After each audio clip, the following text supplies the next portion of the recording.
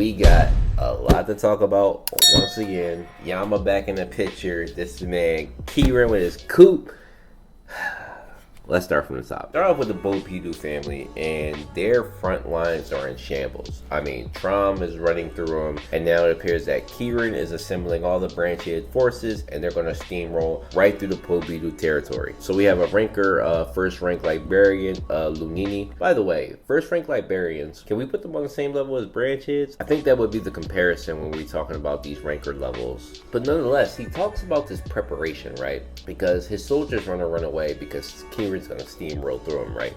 For a lot of us, I know we were under the impression that Kirin was working with Baylord, and if who he's referring to, which is the vice captain of the mothership, which is Baylord, what preparation could he have to stop Kirin? The way he makes it sound is, one, he already doesn't trust Baylord, so that leads me to assume that Baylord is a sneaky type of guy, and that rankers in his own camp don't trust him, that he probably is that. But Lunini has been put in a tough position, because if a bunch of branch head level people are coming in my direction, bro, I am out. I don't care. Kick me from the family. So we flash to Kirin, and mind you, these branch head ships are cool as shit. I must say, Siu's art has been controversial in the last few chapters, and so Kirin's having a discussion with all the branch heads, and it seems like, they all refer to him as brother. Also, side note, have you guys realized that family heads are a direct result of their families? Meaning that Gusting's family is the polar opposite of Trom's family, right? Because when I think of the Lobdadon family, right, they are refined,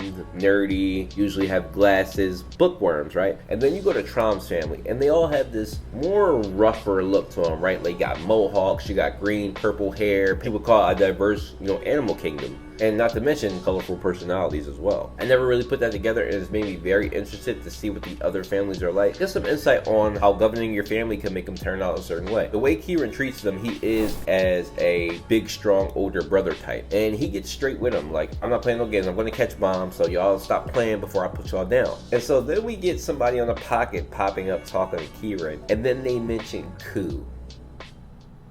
Coup. A coup. Coup d'etat. Bruh. Y'all talk about loyalty. This man is the most disloyal out of the entire family. What? The stakes are crazy right now. Understand, he's talking about replacing Trom in a regular family head. Probably top 10 strongest in the tower. Top 15 at the least. I'm telling you guys, you cannot mistreat your entire family for years, for a millennia. Just tens of thousands of years, mistreat your family and not think that somebody's going to want to revolt and take your spot. A story plot that is as old as time. So I'm thinking that something particularly had to happen to Kirin. Either he lost a loved one, maybe the destroyed branch had somebody he loved in it. Everything has to do with Trom's basic tyranny of how he treats his people. Kirin is the big brother. You see how they treat him. He's tired of watching his brothers and sisters get treated like shit, and it's time. It's time to get rid of Trom, with Bomb possibly at the head of this. If he controls Bomb, he can control a negotiation. Now, I don't necessarily agree with that, because Trom is still leagues above Bomb, and regardless of what happens, Trom can still exterminate his entire family like that. Or it's a little bit of, yes, Kirin is tired of Trom's reign and that he's working with Gusting. I'm still on this theory of him working with Gusting to stage a coup.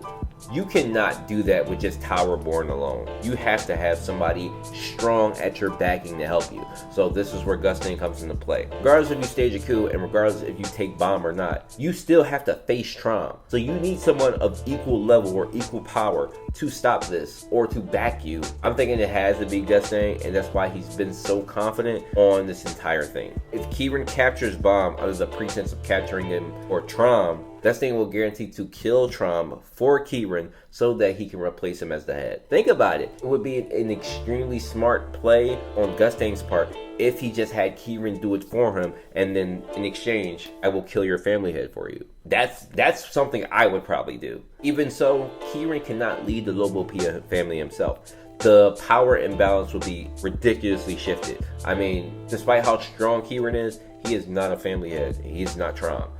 There's a lot of questions to be asked here, but those are a couple of theories I got on why Kirin is possibly doing this. I miss Yama, man. Like, his personality, I didn't like Yama in the beginning, but seeing him here, I've missed his personality. So I assumed that this would happen. We would catch Yama fighting with Lobdadon's forces, and he's fighting with his grandson. And rest in peace to that poor hungry hippo. Grandson knows that Yama's a slayer. I'm surprised he pulled out his weapons. He's ready to fight. But his older brother comes out, and we can assume that he's a high ranker because his confidence in fighting Yama was pretty much there. Yama's going toe to toe with him, despite what Doom said he's a bit injured. And Yama's got the upper hand, but oh boy, pulls out a blicky. And I'm not gonna lie, I was smiling, laughing a little bit because Yama's reaction is what any of our reactions would be, right? It's kind of like if you're playing basketball and somebody football tackles you in it, like, bro, what are you doing? Like, we going hand to hand. Why are you pulling out the blicky? And he's really like blasting Yama up. So I enjoyed that. But eventually Yama gets a little bit tired of it and goes seriously. And he looks like he's about to load the buddy because the shots aren't damaging him.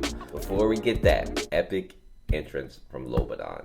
Few chapters that we did get of Lobdadon, I've not been really impressed with his character design, but seeing him approach Yama, it's a bit different. He seems intimidating. Those light green eyes staring down at you, but he mentions Wang Wang, so he knows Yama's father. I'm going to assume that they're probably not going to fight here, maybe off the respect of Yama's father. And Yama repeats, this is not a fight. Like, Lobdadon is ridiculously strong.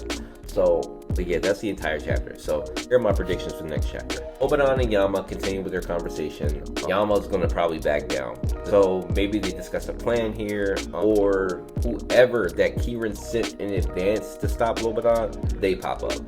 I think Bomb probably arrives at the end of the next chapter, and we probably get a lot of information about Lobdadon and why he's there. But nonetheless, I think the Kirin bit was the most important thing of this chapter. But here's the chapter rating, 7 out of 10. I have Miss Yama.